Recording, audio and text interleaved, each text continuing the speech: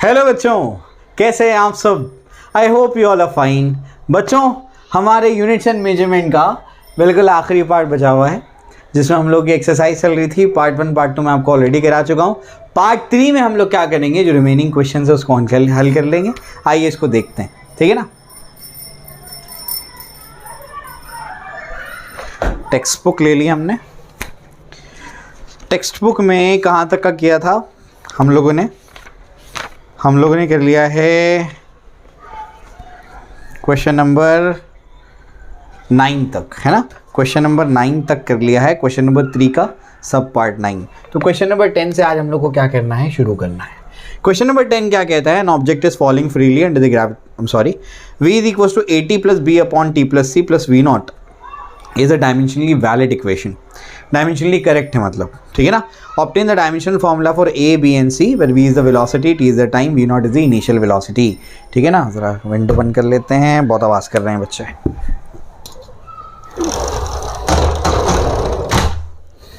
चलिए, तो हमको क्या कहता है, हमसे कहता है ये कि आपके पास जो वेलोसिटी है, वेलोसिटी क्या है, वेलोसिटी है at plus b upon T plus c plus v not, ये अपने को दिया हुआ है। और ये डायमेंशनली करेक्ट इक्वेशन है। कैसी इक्वेशन है? डायमेंशनली करेक्ट है। और आपको डायमेंशनल फॉर्मूला निकालना है a b और c का, और v उसमें क्या है, वेलोसिटी है, vt इसमें टाइम है, v नॉट क्या है, इनिशियल वेलोसिटी है। तो इसको कैसे हल करेंगे, आइए इसको समझते हैं। सबसे पहले ये अगर डायमेंशनली करेक्ट है तो प्रिंसिपल ऑफ होमोजेनिटी क्या कहता है, समानता का सिद्धांत क्या कहता है? समानता का सिद्धांत कहता है कि अगर ये डायमेंशनली करेक्ट है तो हर टर्म का डायमेंशन क्या होगा, सेम होगा। हर टर्म का डायमेंशन क्या होगा, सेम होगा। मतलब dimensions of v equals to dimensions of at equals to dimensions of b upon t plus c equals to dimensions of क्या होगा, v नॉट। सभी के डायमेंशंस क्या हो जाएंगे, इक्वल हो जाएंगे। समझे? तो सभी के डायमेंशंस क्या हैं, इक्वल है। समझ आ गया? ठीक है ना। चलो भाई, तो सभी के डायमेंशंस अगर इक्वल हैं तो हम लोग क्या करते हैं, अभी इसको निकालने की कोशिश करते हैं कि a b और c के डायमेंशंस क्या होंगे। तो वेलोसिटी के dimensions is equals to a into T के dimension is equals to b upon T plus C के dimension is equals to v not के डायमेंशंस। ठीक। अब एक चीज आप लोग ध्यान से देखिए, यहां पर देखिए c में टाइम ऐड हो रहा है। फिर आपको मैंने कुछ लेक्चर्स पहले बताया था, अगर आप हमारे लेक्चर्स रेगुलरली देख रहे हैं तो उसमें मैंने आपको बताया था कि लाइक क्वांटिटीज ही क्या हो सकती है, आइडिया सब्ट्रैक्ट हो सकती है। तो यहां पर c में टाइम एडेड है, इसका मतलब c टाइम ही होगा, क्योंकि टाइम में ही टाइम को क्या कर सकते हैं, आइडिया सब्ट्रैक्ट कर सकते हैं। समझ आ गया? वेलोसिटी में वेलोसिटी को ही क्या कर सकते हैं, आइडिया सब्ट्रैक्ट कर सकते हैं। एक्सेलरेशन में एक्सेलरेशन को ही क्या कर सकते हैं, आइडिया सब्ट्रैक्ट कर सकते हैं। तो अगर यहाँ पर c के साथ में टाइम एडेड है, इसका मतलब c जो है उसके डायमेंशंस टाइम के ही होंगे। यानी एक चीज तो हो गया कि c का dimension is equal to t का डायमेंशन। t का डायमेंशन इज t1, यानी c का डायमेंशन इज t1। एक विकेट गिर गया, 2 विकेट गिराने, a और b निकालना है। आओ इसको निकालते हैं। कैसे निकालेंगे, बहुत आसान है। अब मुझे a के डायमेंशंस निकालने, कैसे निकालने वो मैं आपको समझाता हूँ। सबसे पहले v के डायमेंशन, इन दोनों को कंसिडर करते हैं। v के डायमेंशन इक्वल टू क्या होगा, a इंटू टी के डायमेंशंस। तो इसका मतलब a के डायमेंशंस क्या होंगे, a के डायमेंशंस होंगे v के डायमेंशंस डिवाइड बाय क्या होगा, t के डायमेंशंस, है ना। ठीक है। तो यहाँ पर बेसिकली होने क्या वाला है, होने ये वाला है देयरफॉर कि a के dimension is equal to v के डायमेंशंस क्या होंगे, v के डायमेंशंस होंगे L1 t minus 1 divide by t के डायमेंशंस क्या होंगे, t के डायमेंशंस होंगे T1। समझ आता है? ठीक है ना। अब क्या होगा, क्योंकि वेलोसिटी और ये टाइम है, अब ये T1 ऊपर जाएगा तो क्या होगा, t माइनस 1, यानी L1 t माइनस 1 ये, और ये भी t माइनस 1 ऊपर जाके, तो क्या होगा L1 t माइनस 2। ये हो गया आपके a के डायमेंशंस। समझा? क्लियर हो गया? अब जो है इसके बाद जो है आप ध्यान से देखिए, यहाँ पर क्या है, अब b के डायमेंशंस निकालने हैं। b के डायमेंशंस कैसे निकलेंगे, आइए इसको समझते हैं। बहुत इजी है, बिल्कुल घबराने की ज़रूरत नहीं है। ठीक है, यहाँ तक आई होप आपको समझ में आया होगा। अब मैं आपको नई चीज़ें बताता हूँ। देखिए, हमको जो है अब निकालना है डायमेंशन ऑफ, अपने को निकालना है डायमेंशंस ऑफ b। अब b के डायमेंशंस कैसे निकलेंगे वो मैं आपको समझाता हूँ। आइए देखिए, तो b के डायमेंशंस निकालने के लिए हमारे पास जो है क्या तरीका होगा, उसको ध्यान से देखिए, वरना आप लोग गड़बड़ कर देंगे इसमें। ठीक है, चलिए देखिए, तो यहाँ पर जो है अब हम लोग निकालेंगे b के डायमेंशंस। तो b अपॉन क्या है, t प्लस c, इसके डायमेंशन जो होंगे वो v के डायमेंशंस के इक्वल होंगे, यानी वेलोसिटी के डायमेंशंस के इक्वल। आप समझिए b का डायमेंशन हमको निकालना है, डिवाइडेड बाय t क्या है, टाइम का डायमेंशन t1 होगा, c का डायमेंशन भी अभी निकाला, वो भी क्या है t1, इज इक्वल्स टू यहाँ पर क्या होगा, वेलोसिटी का डायमेंशन क्या होगा L1t-1 मीटर पर सेकेंड क्या होती है, इसके यूनिट होते हैं। ठीक है ना। आप ध्यान से सुनिए, बच्चा गड़बड़ क्या करता है, बच्चा गड़बड़ ये कर देता है कि T1 और T1 मिला करके वो लिख देता है T2, गलत है ये, समझे, ध्यान रखिए, T1 और T1 मिला करके T1 ही होगा। ऐसा क्यों, वो मैं आपको समझाता हूँ।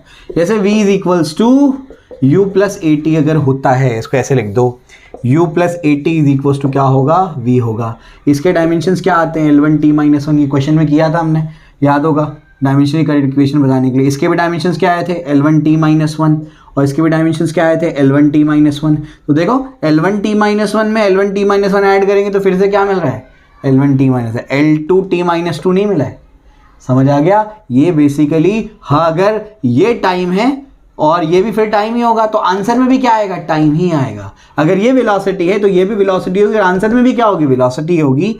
इन दोनों टाइम को, ये टाइम है तो c भी टाइम होगा, इन दोनों टाइम को अगर ऐड करेंगे तो आंसर में भी क्या आएगा, टाइम ही आएगा। इस वजह से T1 और T1 मिला करके T1 ही होगा, T2 मत कर देना, समझे। तो देयरफॉर क्या हो जाएगा, b के डायमेंशंस क्या हो जाएंगे, b के डायमेंशंस हो जाएंगे L1t-1 इंटू क्या हो जाएगा, T1। तो ये plus T1 minus T1 cancel, तो आएगा L1। तो c के भी डायमेंशंस आ गए, b के भी डायमेंशंस आ गए और a के भी डायमेंशंस आ गए। ठीक है ना। चलो भाई, तो इस तरीके से निकालना है, ये ध्यान रखिएगा, T1 मिला के T2 मत कर देना, T1 ही आएगा वो, क्योंकि अगर ये टाइम है तो उसमें कुछ टाइम ही ऐड होगा तो आंसर में तो टाइम ही आएगा ना। वेलोसिटी में वेलोसिटी का आइडिया सब्ट्रैक्ट करोगे तो आंसर में क्या आएगा, वेलोसिटी ही आएगी, समझे।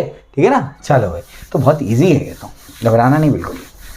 चलो देखो आगे बढ़ते हैं, आ जाओ आगे क्या है इसके बाद जो है हम लोगों को अब आगे क्वेश्चंस करने हैं। चलिए आइए नेक्स्ट क्वेश्चन पे चलते हैं। नेक्स्ट क्वेश्चन हमारा क्या कहता है, नेक्स्ट क्वेश्चन कहता है 11th क्वेश्चन, ये कहता है the length breadth and thickness of a rectangular sheet. एक रेक्टेंगुलर शीट है, इसकी लेंथ ब्रेड्थ और थिकनेस अपने को दे दी गई है। लेंथ कितनी दी गई है, लेंथ दी गई है 4.234 मीटर, ब्रेड्थ कितनी दी गई है, वो है 1.005 मीटर, और थिकनेस कितनी दी गई है, ये दी है 2.01 सेंटीमीटर बच्चों respectively. Give the area and volume of the sheet to correct significant figures. ठीक है, एरिया और वॉल्यूम आपको निकालना है टू करेक्ट सिग्निफिकेंट फिगर्स। अभी कैसे निकालते हैं मैं आपको समझाता हूँ, मैं आपको ट्रिक भी बताता हूँ कैसे आप उसको याद रखेंगे। रेक्टेंगुलर शीट का एरिया कैसे निकलेगा बच्चों, एरिया निकलेगा लेंथ इंटू ब्रेड्थ करके। लेंथ कितना है 4.234 मल्टीप्लाइड बाय ब्रेड्थ कितना है 1.005। अब तुम लोग मल्टीप्लाई करना, मैं इसको कैलसी से करता हूँ, ठीक है ना। अभी तो मल्टीप्लाई तो कर लेना ना तुम लोग। चलो, तो बेसिकली अब यहाँ पर क्या है, हम लोगों को क्या करना है, इसको मल्टीप्लाई करना है। किसको मल्टीप्लाई करना बताओ, अपने को मल्टीप्लाई करना है 4.234 मल्टीप्लाइड बाय 1.005। तो ये क्या देगा अपने को, ये देगा 4.25517। ठीक है ना। तो ये अपना आंसर आया इन दोनों को मल्टीप्लाई करने के बाद। अब जो है मैं आपको तरीका बताता हूँ कि इसको करेक्ट सिग्निफिकेंट फिगर्स तक कैसे आप लोग लिखेंगे।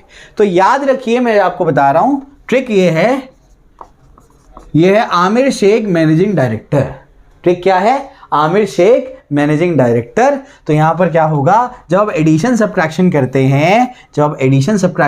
हैं, तब आप least number of decimal places देखेंगे, और जब क्या करेंगे मल्टीप्लिकेशन डिवीजन करते हैं तो आप देखेंगे least number of significant figures.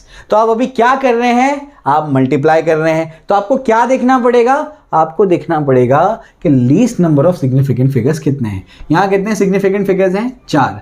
नहीं पता है तो जाकर के लेक्चर देखो, बताया है मैंने। यहाँ कितने हैं, 4, यानी आंसर में भी कितना होना चाहिए, आंसर में भी होना चाहिए 4 सिग्निफिकेंट फिगर। तो यहाँ पर कितने हैं, 1 2 3 4 5 6, यानी इसको ड्रॉप करना है, इसको ड्रॉप कर दो। तो क्या बनेगा 4.255 मीटर स्क्वायर। 1 को ड्रॉप करेंगे तो कोई फर्क नहीं पड़ेगा, कोई डिजिट को ऐड सब्ट्रैक्ट नहीं करना है। तो ये आपका क्या आ जाएगा, आंसर आ जाएगा। तो जब आप क्या कर रहे हैं, याद क्या रखना है, आमिर शेख मैनेजिंग डायरेक्टर। जब आप क्या कर रहे हैं, ऐड सब्ट्रैक्ट कर रहे हैं, तब आप क्या देखेंगे, least number of decimal places. और जब आप मल्टीप्लाई डिवाइड कर रहे हैं तब क्या देखेंगे, least number of significant figures. समझा? क्लियर हो गया? तो इस तरीके से आप क्या करेंगे, यहाँ पर इसको निकालेंगे। तो एरिया आप लोग ने निकाल लिया रेक्टेंगुलर शीट का। अब बच्चों आपको निकालना है वॉल्यूम। वॉल्यूम का फॉर्मूला क्या होगा, length into breadth into height. Height बोल दो, थिकनेस बोल दो, एक ही बात है। आइए, लेंथ इंटू ब्रेड्थ तो अभी निकाल लिया, कितना आता है वो 4.25517 मल्टीप्लाइड बाय थिकनेस कितनी है 2.01 सेंटीमीटर है वो, तो 10⁻² करके मीटर में कन्वर्ट करना पड़ेगा। अब इन दोनों को मल्टीप्लाई करते हैं, आज इन दोनों को मल्टीप्लाई करते हैं। तो इन दोनों को मल्टीप्लाई करेंगे तो ये होगा मल्टीप्लाइड बाय 2.01, तो ये आपका आंसर आएगा, मल्टीप्लाई कर लेना, 8.55289117 इंटू 10⁻²। बच्चों आप क्या कर रहे हैं बताइए, अब उसको राउंड ऑफ करना है ना, तो मल्टीप्लिकेशन डिवीजन कर रहे हैं। तो अगर आप मल्टीप्लिकेशन डिवीजन कर रहे हैं तो आप क्या देखेंगे, least number of significant figures. अब लीस्ट नंबर यहाँ पर कितने, 1 2 3 4 5 6, यहाँ 6 सिग्निफिकेंट फिगर है, और 1 2 3 यहाँ पर कितने 3 सिग्निफिकेंट फिगर। तो जिसमें सबसे कम सिग्निफिकेंट फिगर होंगे आपके आंसर में भी उतने ही सिग्निफिकेंट फिगर होने चाहिए। सबसे कम कितने हैं, 3 है, तो आपके आंसर में भी 3 होने चाहिए, यानी 1 2 3। इसको क्या करना है, ड्रॉप करना है, ड्रॉप कर दो। क्या होगा 8.55 इंटू 10⁻² मीटर क्यूब, ये आंसर है आपका। समझा? क्लियर हो गया? कितना आसान है, ठीक है ना। तो याद क्या रखना है, ट्रिक विद ट्रिक बता दिया आपको मैंने। याद क्या रखना है, Aamir Sheikh managing director, addition subtraction करोगे तो least number of decimal places देखोगे, और मल्टीप्लिकेशन डिवीजन करोगे तो least number of significant figures देखोगे। समझा? ठीक है ना, इतना आसान है, ठीक है। चलिए आइए नेक्स्ट क्वेश्चन पे चलते हैं। नेक्स्ट क्वेश्चन हमारा क्या कहता है, तो आई होप आपको ये क्लियरली समझ में आया होगा। चलिए ये भी हो गया। अब इसके बाद जो है अगला क्वेश्चन देखते हैं कि क्या कहता है। अगला क्वेश्चन हमसे क्या कहता है, अगला क्वेश्चन हमसे कहता है 12th क्वेश्चन हमसे कहता है, if length of a cylinder is this, cylinder की लेंथ इतनी दी गई है, कितनी दी गई है 4.00 प्लस और माइनस 0.001, ठीक है ना।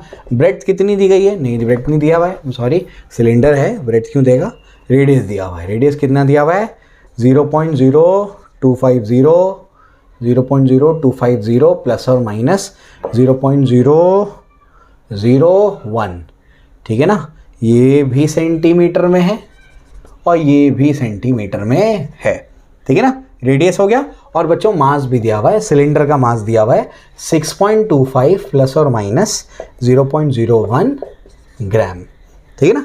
चलो भाई, calculate the percentage error in the determination of density. Density determine करने में आपको क्या निकालना है, परसेंटेज एरर निकालना है। परसेंटेज एरर निकालने से पहले क्या निकालते हैं, रिलेटिव एरर निकालते हैं। तो रिलेटिव एरर निकालते हैं, रिलेटिव एरर कैसे निकलेगा आओ देखेंगे सबसे पहले। अब दिया क्या है, सिलेंडर दिया है, क्या दिया है, सिलेंडर। अब सिलेंडर अगर यहाँ पर दिया हुआ है, उसकी डेंसिटी का फॉर्मूला क्या होता है मास पर यूनिट वॉल्यूम। क्या फॉर्मूला होता है, मास पर यूनिट वॉल्यूम, ये अपने पास फॉर्मूला होता है, ठीक है। तो यहाँ पर जो है अपने को परसेंटेज एरर निकालना है इन दी डिटर्मिनेशन ऑफ डेंसिटी। तो डेंसिटी के डिटर्मिनेशन में परसेंटेज एरर निकालना है। कैसे निकालेंगे, मास दिया हुआ है, मास दिया हुआ है, वॉल्यूम दिया है क्या, नहीं वॉल्यूम तो नहीं दिया है। वॉल्यूम का क्या करेंगे, आइए मैं आपको समझाता हूँ, ठीक है ना। वॉल्यूम ऑफ सिलेंडर क्या होता है, πr²L, क्या होता है πr²L, है ना। तो ऐसे आपको क्या मिल जाएगा, उसका वॉल्यूम मिल जाएगा, ठीक है ना। चलिए भाई आइए, तो बेसिकली यहाँ पर जब हम लोग क्या करेंगे, डेंसिटी की बात करेंगे, तो ये क्या हो जाएगा, डेंसिटी होगा मास अपॉन एरिया इंटू क्या होगा, लेंथ हो जाएगा, क्योंकि वॉल्यूम क्या होता है, एरिया इंटू लेंथ होता है, ठीक है ना। मास अपॉन एरिया क्या होगा, हो जाएगा πr² इंटू ये क्या हो जाएगा, L हो जाएगा। तो देयरफॉर क्या हो जाएगा, देयरफॉर अब अपने को फॉर्मूला मिल गया। मैंने ये सब क्यों किया, यहाँ से नहीं कर सकता था, लेकिन वॉल्यूम का यहाँ पर मुझे कोई रीडिंग नहीं दिया है। मुझे रीडिंग को कन्वर्ट करना था in terms of radius and mass और लेंथ। तो रेडियस मास लेंथ में कन्वर्ट कर लिया, इस वजह से कन्वर्जन करना पड़ा। अब रिलेटिव एरर निकालते हैं, तो delta rho by rho is equal to क्या होगा, delta m by m plus क्या हो जाएगा, इसका तो कुछ नहीं है, कांस्टेंट है, तो क्या होगा 2 delta r by r plus क्या होगा, डेल्टा एल बाय एल। समझा, ठीक है ना। तो बहुत इजी है, बिल्कुल घबराने की जरूरत नहीं है। अपने को परसेंटेज एरर निकालना है तो पहले क्या करना पड़ेगा, रिलेटिव एरर निकालना पड़ेगा।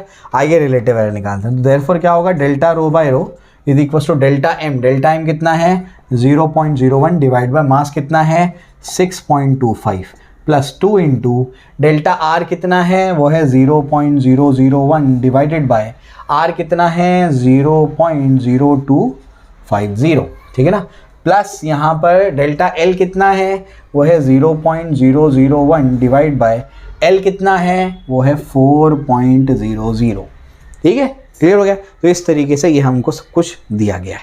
अब अपने को निकालना है परसेंटेज एरर, मतलब यहाँ पर अभी भयंकर कैलकुलेशन है।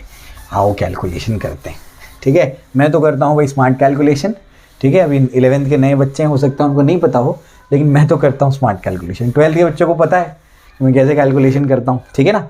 तो उनको भी अभी सिखा दूँगा मैं सब ये, ठीक है। तो delta rho by rho is equal to क्या होगा, अब सबसे पहले ये हो जाएगा, देखो डेसिमल को राइट में शिफ्ट करोगे तो 10 के पावर में नेगेटिव जाएगा, ध्यान रखो।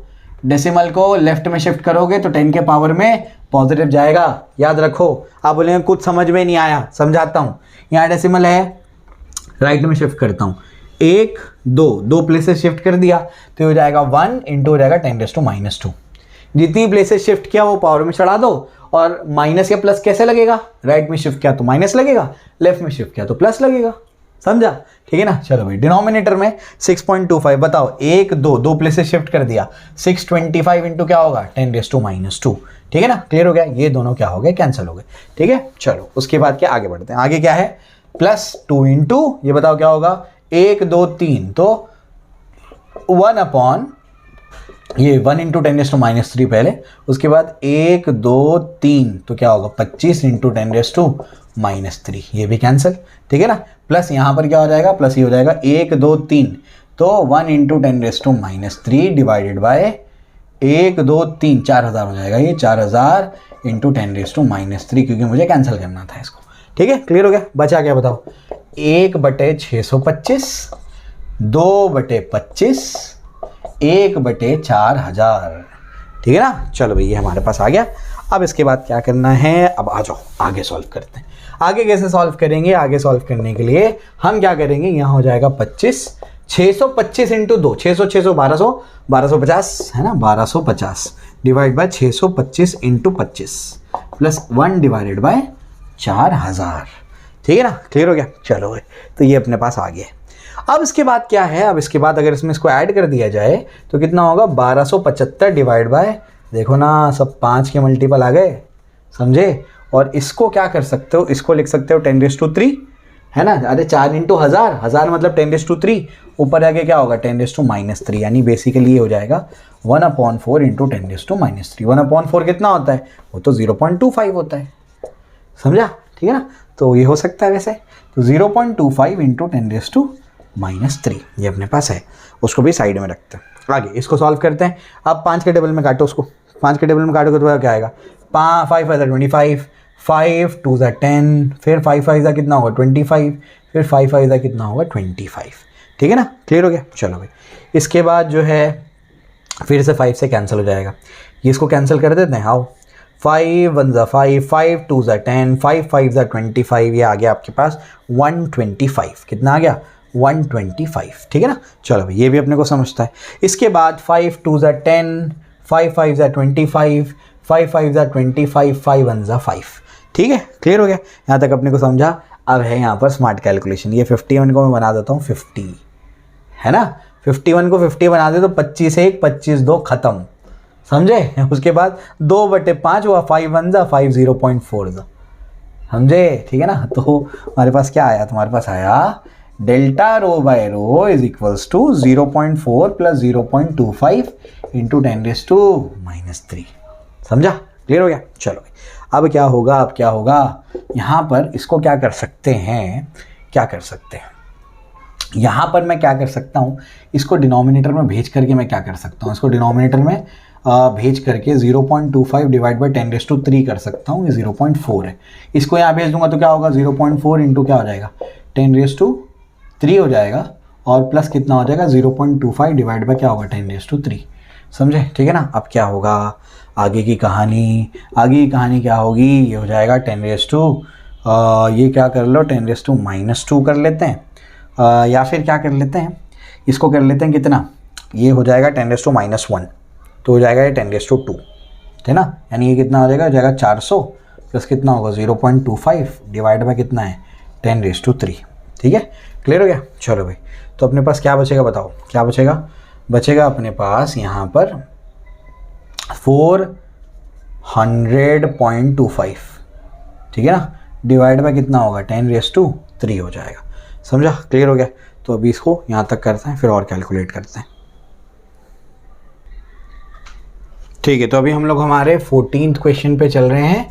14th क्वेश्चन क्या कहता है, इसमें याद रखिएगा 13th क्वेश्चन आपको नहीं करना है, सिलेबस से भी निकाल दिया है, एंट्रेंस एग्जाम में भी नहीं आता, तो 13 नहीं करना है। 14th पे चलते हैं। 14th में क्या है, x = a⁴ b�3 divided by c⁻1/3 और b क्या है d क्या है 1/2।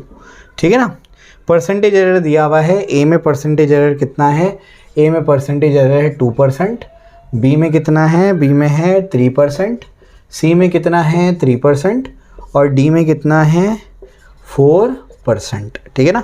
परसेंटेज एरर इन आपको क्या निकालना है, x निकालना है। तो x में परसेंटेज एरर कैसे निकालेंगे बच्चों, बहुत इजी है। सबसे पहले तो इसको हम लोग क्या करेंगे, इसका रिलेटिव एरर निकालेंगे। ΔX/x क्या होगा बताओ, 4ΔA/A। ठीक है ना, सब में 100 से मल्टीप्लाई कर देंगे, बाद में करते हैं, पहले रिलेटिव एरर निकालते हैं। प्लस बताओ क्या होगा 3ΔB/B प्लस क्या होगा 1/3ΔC/C प्लस क्या होगा 1/2ΔD/D। ठीक है ना। अब क्या कर दो, पूरे को 100 से मल्टीप्लाई कर दो। ठीक है, पूरे को क्या कर दिया 100 से मल्टीप्लाई कर दिया।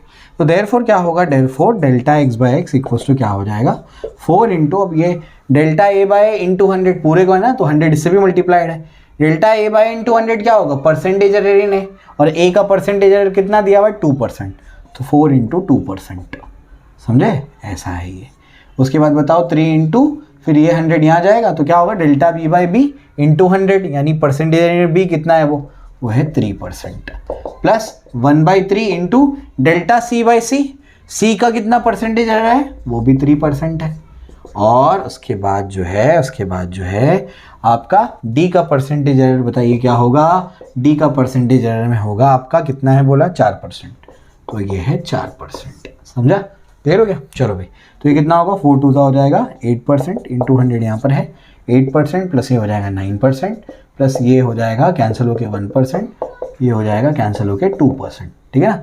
तो 8 2 10 10 9 19 और 20, तो 20% इसका एरर है, आंसर आ गया। ठीक है ना। तो नीट पैटर्न पे सवाल है, नीट में ऐसे क्वेश्चंस आए हैं। ठीक है ना, कोई नया नहीं है, एनसीईआरटी की एक्साइज में ये सब क्वेश्चंस दिए हुए हैं, उसी से पूछा गया है। चलो, ये भी हम लोग ने कर लिया।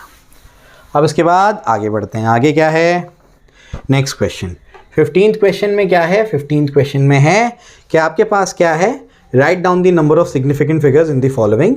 कितने सिग्निफिकेंट फिगर्स हैं यहाँ पर, तो सिग्निफिकेंट फिगर्स पहला है 0.003 मीटर स्क्वायर, उसके बाद है 0.1250 ग्राम पर सेंटीमीटर स्क्वायर, उसके बाद है 6.4 इंटू 10⁻6 मीटर, उसके बाद है 1.6 इंटू 10⁻⁻19 कूलम, उसके बाद है 9.1 इंटू 10⁻31 किलोग्राम। ठीक है ना।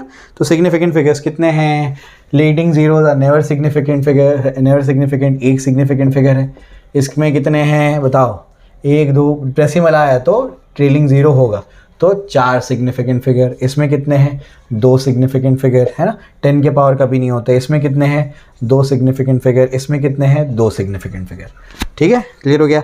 आखिरी सवाल क्या कहता है, 16th क्वेश्चन, वो कहता है diameter of a sphere is 2.14 centimetre. एक स्फीयर का डायमीटर कितना है, स्फीयर का डायमीटर है 2.14 सेंटीमीटर। ठीक है ना। आपको कहता है calculate the volume of sphere to the correct number of significant figures.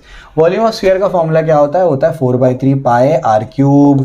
तो पहले r निकालो, रेडियस क्या होगा डायमीटर बाई 2, 2.14 डिवाइड बाई 2, 2 1 जा 0 जा 2 7 जा, तो 1.4/3 इंटू ये कितना होगा 3.14 मल्टीप्लाई कितना होगा 1.07 द होल क्यूब।